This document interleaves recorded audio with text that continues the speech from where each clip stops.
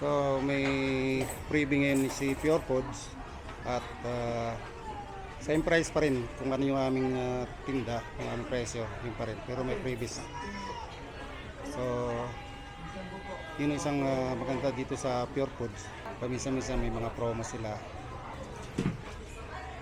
dito sa aming tindahan. Picturean pa. Eh, Opo, pipicturean ka po nila.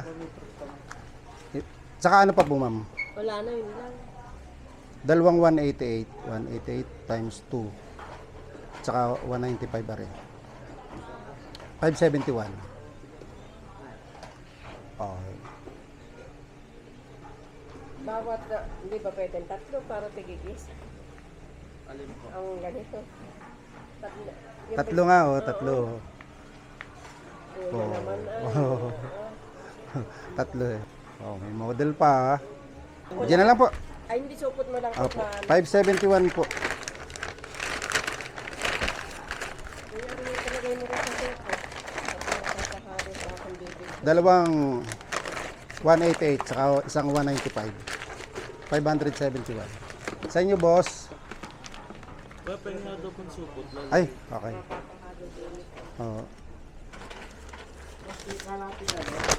Price? Meron po. Opo. Malaki na. 1,000 po ito, ma'am. Wait lang po, ho.